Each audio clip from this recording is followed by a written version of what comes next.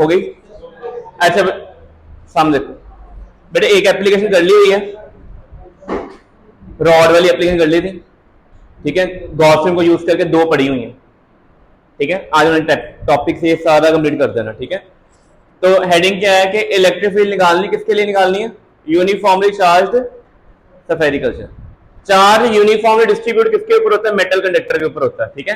चाहे metal conductor होलो अंदर से, चाहे अंदर मेटल हो, चार्ज हमेशा कहां रिसाइड करेगा? सरफेस के ऊपर। आपने याद रखना है, charge always reside on surface of the metal conductor, ठीक है। तो शेल के ऊपर आपने चार्ज प्रोवाइड किया, तो हमने कहां कहां फील्ड निकालनी है? पहले निकालेंगे आउटसाइड, फिर निकालेंगे ऑन द सरफेस, फिर कहां जाएंगे? इनसाइड।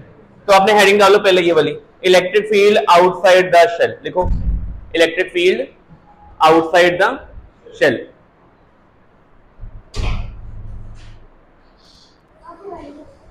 ठीक है, लिखना कुछ नहीं है, डायग्राम ड्रॉ करनी है। डायग्राम में देखो क्या हो रहा है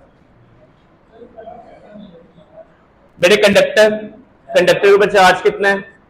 क्यू। पता नहीं, मैं बात करता हूं। अच्छा, कंडक्टर के ऊपर चार्ज कितना है? क्यू। टोटल चार्ज कितना है? क्या चार्ज इनसाइड है कुछ, क्या आउटसाइड ही है? आउटसाइड। रेडियस कितना है कंडक्टर का? हमारा ऑब्जर्व पॉइंट कहां पे है? पी। पी पॉइंट पे हमें क्या फाइंड आउट करना है? इलेक्ट्रिक। खुशदीप लिख लो कॉपी पे, क्या फाइंड आउट करनी पी पॉइंट पे? Electric field. ये चार्ज डिस्ट्रीब्यूशन पॉइंट चार्ज नहीं है, क्या ये? स्फेरिकल। इसके ऊपर डायरेक्ट हम इलेक्ट्रिक फील्ड का formula k q upon r square due to point charge नहीं लगा सकते। रिजल्ट आ जाए वो अलग बात है। तो हमें क्या करना पड़ना है? ये डॉटेड सरफेस को क्या कहते हैं? Gaussian surface. और गॉसियन सरफेस सिमेट्रिकल होती है कि अनसिमेट्रिकल? अनसिमेट्रिकल कि सिमेट्रिकल? क्या गॉसियन सरफेस का जो पॉइंट पी है, अगर पॉइंट पी यहां पे ऑब्जर्व कर लेते, डिस्टेंस क्या रहता? सेम के चेंज रहता? यहां पे आता तो यहां पे आता, everywhere distance is same. Electric field का मैग्नीट्यूड हर एक पॉइंट पे क्या होगा? सेम, और डायरेक्शन डिफरेंट। अपनी कॉपी पे लिख लो, नोट में लिख लो, ऑन गॉसियन सरफेस। आपको पता होना चाहिए, असर्शन रीजन में क्वेश्चन आता है, और असर्शन रीजन में क्वेश्चन आता होता है। Every point on Gaussian surface, every point on Gaussian surface has same magnitude, has same magnitude. Every point on Gaussian surface magnitude has same magnitude but different direction, but different direction। ही याद रखना है कि direction different होती है, but magnitude हर एक point पे क्या होगा? सेम होगा। अच्छा, तो हमने क्या किया? पॉइंट पी पे फील्ड निकाल ली थी, क्या ड्रॉ की? Gaussian surface. तो आपने थ्योरी में लिखना ही है। अच्छा, स्मॉल सरफेस आ गई, स्मॉल सरफेस की डायरेक्शन क्या होगी? इनसाइड द सरफेस या आउटसाइड? क्योंकि एरिया वेक्टर की डायरेक्शन क्या होती है? Normally outward. इस पॉइंट पे electric field, electric field surface के टेंजेंट होगी कि नॉर्मल होगी? Normal. Electric field is always normal to the surface of the charge conductor. ये भी याद रखो, अपनी कॉपी पे लिख लो, असर्शन रीजन में क्वेश्चन आ सकता है कि इलेक्ट्रिक फील्ड हमेशा सरफेस पे क्या होती है? नॉर्मल। कभी वो टेंजेंट नहीं होती, इट इज ऑलवेज नॉर्मल। बेटी क्लास लग रही बाद में, मैं को नहीं, अभी नहीं पूछो, बाद में, ठीक है। ये चीज क्लियर हो गई कि इलेक्ट्रिक फील्ड क्या है? Normal to the surface. अच्छा, क्या निकालना आपने? फ्लक्स निकालना है। यहां से शुरू करेंगे। गॉसियन क्या कहती है कि फ्लक्स। अच्छा, इंटेग्रल के नीचे एस नहीं डालेंगे तो ये गलत होगा, ठीक हो जाएगा? एस क्यों डाला सरफेस के लिए? अगर एस नहीं डालना तो दो इंटेग्रल डालने, ठीक है। अगर एस नहीं डालना, कितने इंटेग्रल डालने? दो। ई डॉट डीएस लिख दिया। गॉसियन क्या कहती है कि टोटल फ्लक्स किसके इक्वल होता है? Charge inside the surface over. अच्छा, इस गॉसियन सरफेस के अंदर चार्ज कितना है? क्यू है ना। अच्छा, ई और डीएस में एंगल कितना है? cos 0 आ गया। cos 0 कितना होता है? क्या इलेक्ट्रिक फील्ड का मैग्नीट्यूड हर एक पॉइंट पे सेम होगा कि डिफरेंट होगा? बाहर आ गए, ये चीज क्लियर हो गई पहले, ठीक है। डीएस क्या है? छोटा सा एरिया। टोटल एरिया कितना होगा सरफेस का? कौन सी शेप है ये? सफेयर। सफेयर का कितना एरिया होता है? इसको करेंगे 4 पाई आर स्क्वायर कर देंगे। अगर यहां पे 4 पाई स्क्वायर इधर नीचे आ जाए तो ये फॉर्मूला बन जाएगा। ये किसकी इलेक्ट्रिक फील्ड का फॉर्मूला पढ़ा था हमने? के क्यू बाय 4 के 1/4πε0 q by r square point charge. इसका मीनिंग ये हुआ चार्ज अगर पॉइंट हो या शेल के ऊपर हो, आउटसाइड फील्ड क्या होती है, सेम होती है। ये भी सर्शन रीजन में आ सकता है कि electric field due to point charge is same as that of the electric due to charge shell outside it. ठीक है, आगे क्लियर हो गया? क्या इलेक्ट्रिक फील्ड डिस्टेंस पे डिपेंड कर रही है? ये डिस्टेंस जो है सेंटर से जितना दूर जा रहे हैं इलेक्ट्रिक फील्ड डिपेंड कर रही है डिस्टेंस पे। कैसे कर रही है? r पावर -2 के r पावर -1 के r पावर -3 -2। पेपर में एमसीक्यू आता होता है, फॉर्मूला नहीं पूछेंगे, वो कहेंगे electric field due to charge shell is proportional to r power n। तो n क्या होगा यहाँ पे?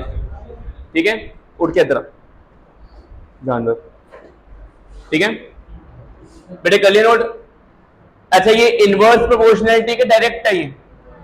इसका डिस्टेंस इंक्रीज होगा तो इलेक्ट्रिक फील्ड डिक्रीज होनी है।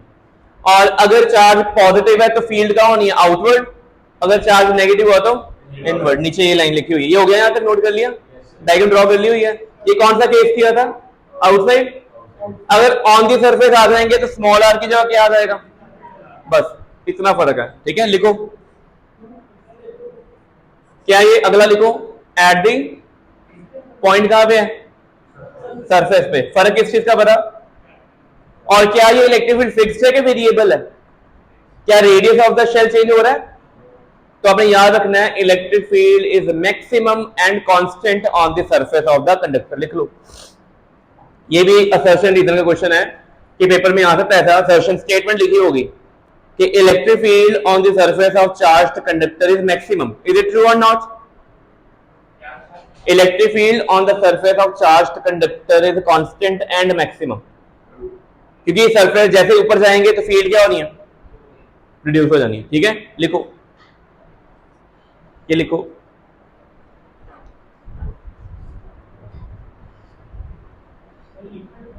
हाँ लाइन लिख लो ना, ऐसा लिख लिया।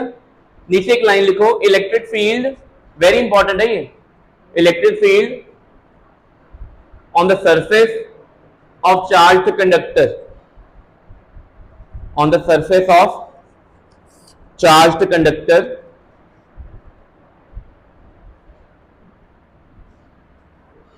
is constant and maximum, is constant and। अच्छा बेटा, ये एक नई चीज लिख दी, सिग्मा बाय एप्सिलॉन नॉट। क्या सफेरिकल कंडक्टर थिन शीट होगी कि थिक? क्या ये नजर आ रहा है ना, थिकनेस है ना, वॉल्यूम भी है ना इसका। तो अपने माइंड में एक चीज रटा लगा लो, कोई भी थिक कंडक्टर होगा ना, एनी थिक कंडक्टर, सरफेस पे चार्ज आना है कि अंदर भी आना? तो चार्ज जब सरफेस पे डिस्ट्रीब्यूट होता है तो वॉल्यूम चार्ज डेंसिटी यूज करते हो, सरफेस चार्ज डेंसिटी यूज करते हो, कि लीनियर चार्ज डेंसिटी? बेटे टोटल चार्ज कितना है और टोटल सरफेस एरिया कितना है? 4 पाई चार्ज अपॉन सरफेस एरिया क्या बन जाएगा? सिग्मा बन जाएगा। और नीचे क्या आना है? एप्सिलॉन। ये रट्टा लगा लो, ये आंसर हर जगह वैलिड है। चाहिए चौक है ना, चौक के सरफेस पे जब चार्ज आएगा वो सरफेस पे डिस्ट्रीब्यूट होगा कि लेंथ पे? इसकी जब सरफेस के ऊपर कितनी इलेक्ट्रिक फील्ड होगी? Sigma by epsilon.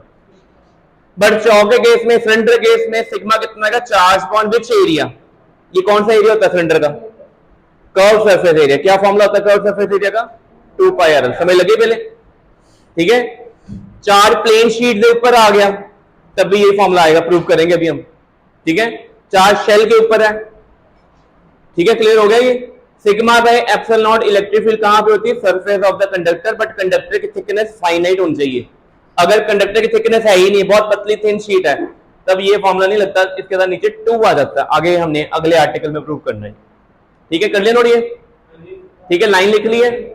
ठीक है, electric field on the surface of charge thick conductor. लिखो, electric field on the surface of charged thick conductor. Thick word use करना, अंडरलाइन कर लेना, थिक क्या है? कितनी होती है? Sigma by epsilon not.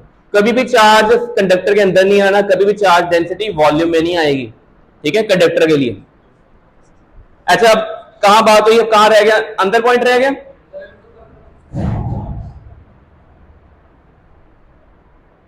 लिख लिया, नोट कर लिया? बहुत कम चांसेस है डेरिवेशन आए, अगर डेरिवेशन आती है 2 नंबर की। ठीक है, इस साल 2024 में पेपर में, फिजिक्स के बोर्ड पेपर में 70 में से 10 मार्क डेरिवेशन थी बस। 60 मार्क क्वेश्चन कैसे थे? Conceptual, understanding, numerical. क्वेश्चन पूछे थे, आपने आंसर दे रहे थे, कोई लर्निंग बेस्ड क्वेश्चन नहीं था। ठीक है, कि आप किसी चीज को क्रैम कर सकते हो और लिख दोगे। तो 10 नंबर का पेपर ऐसा था, और इनमें से कुछ भी नहीं आया था इस साल, जबकि हर साल इनमें से क्वेश्चन आता था, इस साल कोई भी नहीं आया। अच्छा, अगला टॉपिक, इलेक्ट्रिक फील्ड शेल के अंदर आ गए, डायग्राम नाली, गॉसियन सरफेस अब इनसाइड आ गई। क्या इस गॉसियन सरफेस के अंदर कोई चार्ज है? तो फ्लक्स कितना आना है? इलेक्ट्रिक फील्ड अंदर कितनी आएगी? डायग्राम ड्रॉ करो पहले, पहले हेडिंग डाल लो, electric field inside the shell, diagram, और ये वाला मैथमेटिकल स्टेप लिखना बस। ठीक है, आपने कम से कम थ्योरी लिख के आनी पेपर में मिनिमम, क्योंकि आने 2-2.5 नंबर दिए, 2-2.5 नंबर से नहीं लिखना होता। मैथमेटिकल स्टेप और डायग्राम, डायग्राम कभी नहीं छोड़नी। किसी भी क्वेश्चन की आपको लगता है डायग्राम पेपर में आ सकती है तो बनाओ, मैथमेटिकल स्टेप मैक्सिमम लिखो, नंबर उसके होते हैं। थ्योरी लिखने का नंबर नहीं मिलता फिजिक्स में।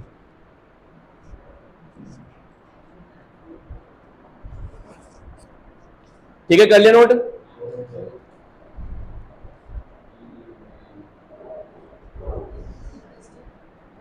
बस चाहिए अभी, चाहिए। ठीक है, कर लिया नोट?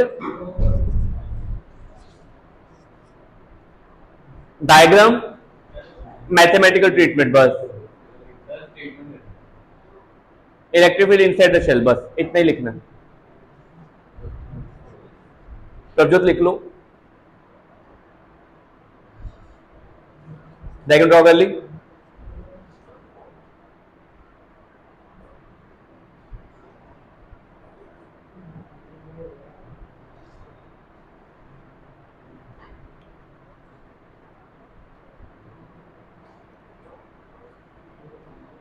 ठीक है, कर लिया? हो गया डायग्राम ड्रॉ, रिजल्ट लिख लिया। फाइनल देखो, पेपर में ग्राफ आया था, 4 ऑप्शन आएंगे ग्राफ में।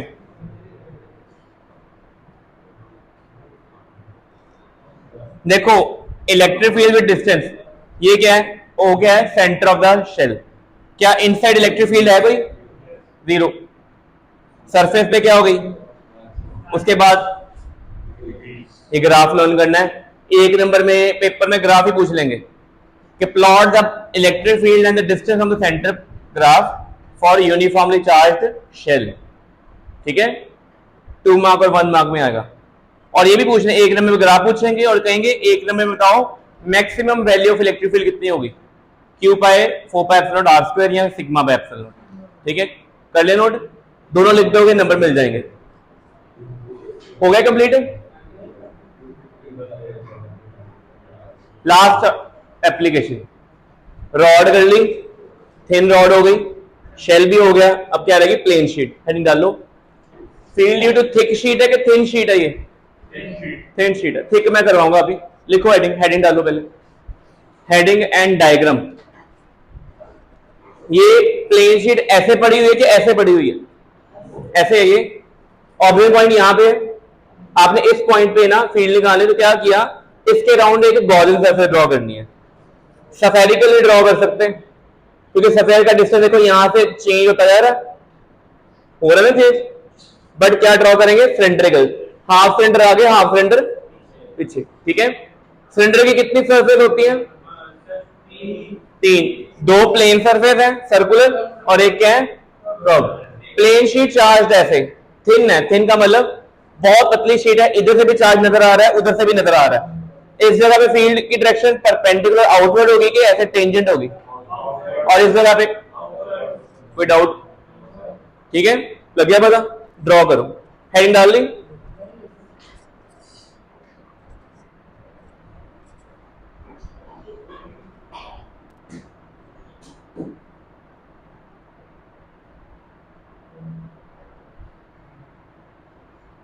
डायग्राम, डायग्राम ड्रॉ करो। फिर डायग्राम बहुत नीट होना चाहिए, बिल्कुल साफ। ठीक है, कोई कटिंग ना हो, कोई ओवर राइटिंग नहीं होनी चाहिए। पेपर में करना क्या, पेंसिल से शीट बना लो, गॉसियन सरफेस है पेन से बना दो, या पेन से शीट बना दो, गॉसियन सरफेस को पेन से बना दो, कंट्रास्ट करके बनाना। और पेन से ब्लू यूज करना, पेपर में ब्लैक रेड ना कभी यूज करके आना। ठीक है, बॉल पेन से पेपर कर लो, पेपर तो बॉल पेन से करने होते हैं। जेल पेन में कई बार पेपर शीट पे पानी गिर जाए ना, सब कुछ इम्प्रिंट रिमूव हो जाता है, बॉल पेन का कुछ नहीं होता, तो पेपर बॉल पेन से अटेम्प्ट किया करो। ठीक है बेटे, कर ले नोट, बनाओ डायग्राम।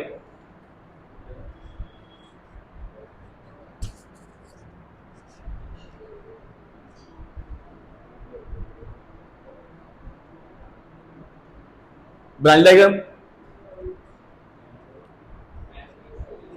देखो, शीट बहुत बड़ी है, शीट बहुत बड़ी है, सिलेंडर एना क्रॉस हो रहा है बस छोटा सा, चार्ज एंक्लोज सिर्फ केड़ा होएगा, ठीक है। ये कौन सी शेप है, सर्कल का एरिया क्या होता है, यहां पे क्या लिख दिया उन्होंने, ए लिख दिया। अगर सरफेस डेंसिटी कितनी है, सिग्मा है, एरिया इसका ए है, तो यहां पे चार्ज एंक्लोज कितना होगा, सिग्मा इंटू ए। चार्ज एंक्लोज के नाम है सिग्मा इंटू, वैसे चार्ज काउंटेबल है इस केस में कि बहुत ज्यादा है, शीट बहुत बड़ी है, इनफाइनाइट, क्या टोटल शीट पे चार्ज काउंट कर सकते हो, तो हमने सिर्फ गॉसियन सरफेस के अंदर कितना दिया वही काउंट करने हैं। डायग्राम ड्रॉ हो गई। इस सरफेस की डायरेक्शन कहां पे है, इधर, और कर्व सरफेस ऐसे है, ठीक है। इस जगह पे डायरेक्शन देखेंगे कहां आएगी, इस जगह देखेंगे, हर जगह कहां होगी, रेडियल आउटवर्ड, क्या वर्ड यूज करेंगे, radially outward. Electric field surface के इधर है या, अब बताओ ये जो डायरेक्शन है नीचे है, इलेक्ट्रिक फील्ड जा रही है, दोनों में एंगल कितना है, इसमें और इसमें एंगल कितना है 90, इन दोनों में एंगल कितना है 0, इन दोनों में फ्लक्स लिखा स्टेप 1। अच्छा यहां पे देखो लूप डाला हुआ है, पता क्यों डाला, हमने इस सिलेंडर को ना 3 पार्ट में ओपन कर दिया, प्लेन शीट ये अलग कर दी, ये वाली प्लेन शीट अलग कर दी, और कर्व सरफेस अलग घूम रही है, ठीक है। अब ये क्लोज नहीं है, लिख दिया यहां तक। अच्छा पहला cos 0, cos 0 लास्ट कौन है, क्या cos 90 में मैटर करता है कि E कितना है, ds कितना है, कि cos 90 कितना होता है 0। क्या ये सरफेस के ऊपर सारे points are at equal distance from this sheet है कि नहीं है, तो हर जगह फील्ड का मैग्नीट्यूड क्या होगा, इधर भी क्या होगा, but direction opposite.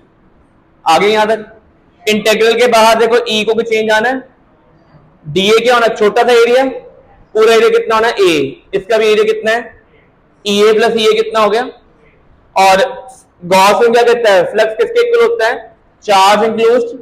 Charge enclose कैसे आएगा, कितनी सरफेस चार्ज डेंसिटी है उसको किससे मल्टीप्लाई करेंगे, एरिया से, सिग्मा ए आ गया।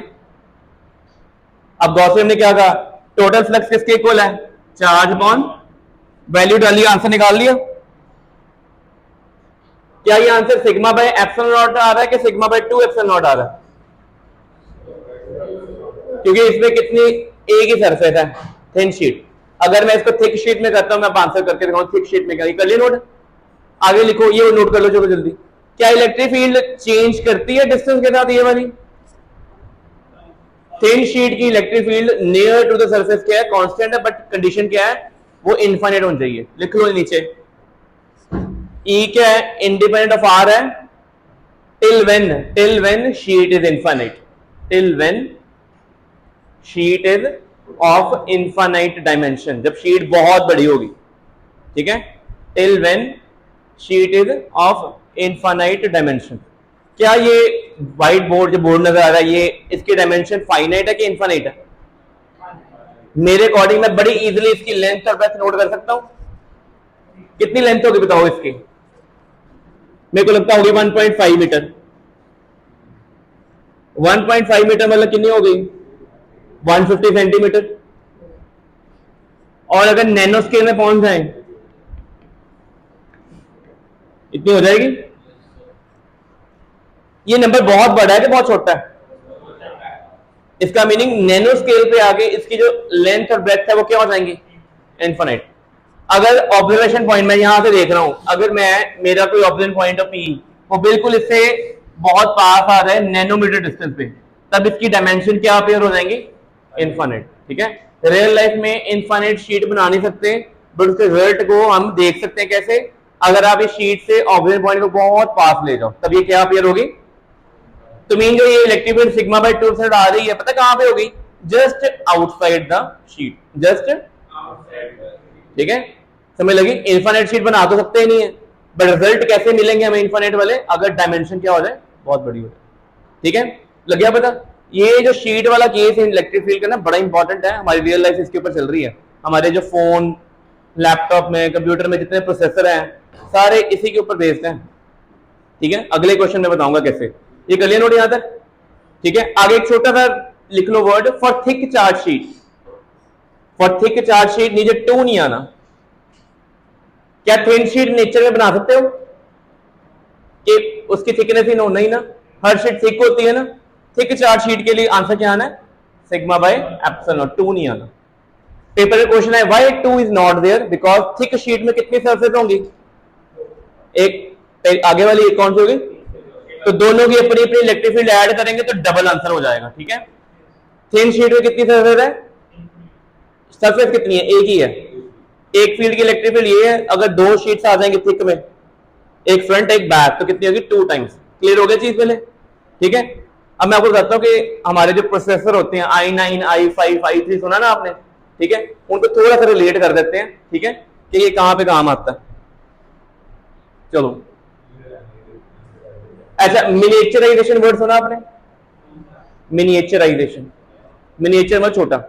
Technology after every 18 month size में रिड्यूस हो रही है, ठीक है? अगर कोई टेक्नोलॉजी में इंप्रूवमेंट आती है ना, तो 18 महीने के बाद साइज क्यों है? मतलब पहले प्रोसेसर्स के जो एनर्जी स्टोरेज डिस्क होती थी इतनी बड़ी होती थी, कम होती गई। आप 1960 से फ्लॉपी का साइज देखो ना, 1x1 की फ्लॉपी डिस्क आती थी, 1x1 मीटर की, वो कम होते थे। फ्लॉपी डिस्क 2000 में इतनी हो गई थी, 2000 तक, और मेमोरी कार्ड 2010 में आए थे, इतने से हो गए थे। मिनिएचराइजेशन हो रही है ना, वो मिनिएचराइजेशन का साइज रिड्यूस हो रहा है, एनर्जी स्टोरेज, मेमोरी स्टोरेज क्या हो रही है? इंक्रीज हो रही है। ये सबसे कॉमन मेमोरी स्टोरेज डिवाइस बनाना है हमने, ठीक है? सबसे कॉमन वाला क्या बनाना है? 2 शीट्स हैं, साइज क्या हो जाए? इनफिनिट। क्या इनफिनिट शीट बना सकते हैं हम तो बनाएंगे नहीं। हम पता क्या करेंगे फिर? 2 शीट्स ये वाली होंगी, इनमें गैप क्या कर देंगे? अगर इनमें गैप बहुत कम होगा, these 2 sheets appear to be infinite. समझ लगी? जिस तरह देखो, मैं सामने वॉल देखना है, मैं अपने चिन्ह को इधर रखे, बस हल्का ऊपर देखा, नीचे देखा, ठीक है? अगर मैं बिल्कुल वॉल के पास चले जाऊं यहां पे, तो मेरे को उसके ऊपर हाइट देखेंगे, ऐसे करना पड़ेगा ना। तो दिस मींस मेरा एंगल ऑफ एलिवेशन क्या हो गया? 90 तक पहुंच गया। और 90 पता कब होता है? जब इनफिनिट ऊपर देखते हैं। स्काई को देखते तो ऐसे करना पड़ता है ना, उसकी लेंथ मेजरमेंट ही नहीं है, ठीक है? तो अगर आपने 2 शीट्स में गैप क्या कर दिया? बड़ा ही कम कर दिया, then such a setup is said to be infinite of dimension, ठीक है? It appears to be, ठीक है? चल रही हूं, ठीक है? चलो देखो, पहली शीट आ गई, दूसरी शीट आ गई। पहली शीट पे चार्ज डेंसिटी कितनी है? सिग्मा 1। दूसरी पे कितनी है? ऐसा आप बताना, अब आपने इधर आंसर बताना। ये शीट पे पॉजिटिव चार्ज है, इस जगह पे इसकी फील्ड पॉजिटिव की, तो वर्ड इट के अवे फ्रॉम इट, इस वाले की। दोनों देखो सेम डायरेक्शन में ऐड होंगे कि सब्ट्रैक्ट होंगे? ऐड होंगे। इस जगह पे पहले वाले की फील्ड अवे, दूसरे वाले की भी क्या होनी है? ऐड होंगे कि सब्ट्रैक्ट होंगे? ऐड। मिडिल पे आ गए, पहले की फील्ड इधर, दूसरे की फील्ड ऑपोजिट है दोनों, सब्ट्रैक्ट। कोई डाउट पहले? ठीक हो गया? ये क्लियर है? पहले चल गया यहां तक? चलो, अच्छा, इनकी वैल्यू लिख दी। ये कितना आ गया? E1 प्लस वैल्यूज डाली, ये कितना आया? कोई डाउट इसमें? नोट करो जल्दी से। ये हमने क्या किया है? 2 इनफिनिट शीट्स को बहुत पास रख दिया। अगर हमने इनके गैप बढ़ाने शुरू कर दिए, दे डोंट बिहेव इनफिनिट। उनके लिए हमें गैप क्या चाहिए? मैंने आपको बताया था 1 मीटर 1.5 मीटर ये बोर्ड है। अगर इस बोर्ड को आपने इनफिनिट डायमेंशन का बनाना है, तो आपको नैनोमीटर स्केल में जाना पड़ेगा कि ऑब्जर्विंग पॉइंट बिल्कुल इसके नैनोमीटर डिस्टेंस पे रखो, तब ये बोर्ड क्या अपेयर होगा? इनफिनिट, ठीक है? कॉपी के पेज की थिकनेस होती कितनी पतली है ना, फील हो रही है कुछ? और नैनोमीटर में पता कितनी होती है? अगर मेरा साइज 1 नैनोमीटर हो जाए, तो मेरे को कॉपी के पेज की थिकनेस पता कितनी फील होगी? 170 मीटर, 170 मीटर। 170 मीटर कितना हो गया? स्कूल के गेट तो लेके अगे अगे चौंक तक पहुंच जाएंगे। 170 मीटर इतना ज्यादा है। मीन्स अगर आपकी डायमेंशन ऑब्जर्वेशन डायमेंशन कम हो जाती है, ऑब्जेक्ट का साइज क्या होता है, बड़ा होता है। ठीक है, हो गया क्लियर? पहले यहां तक लिख लिया, नोट कर लिए डायग्राम और मैथमेटिकल स्टेप। क्या दोनों शीट्स पॉजिटिव थी कि एक नेगेटिव भी है इसमें? दोनों ही पॉजिटिव। आज क्लासेस कंबाइन नहीं हुई थी?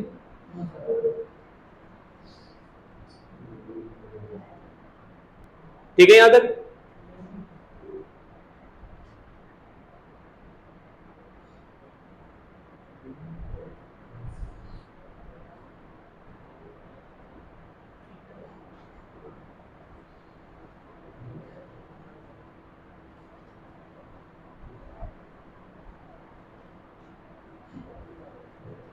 कोई डाउट इसमें?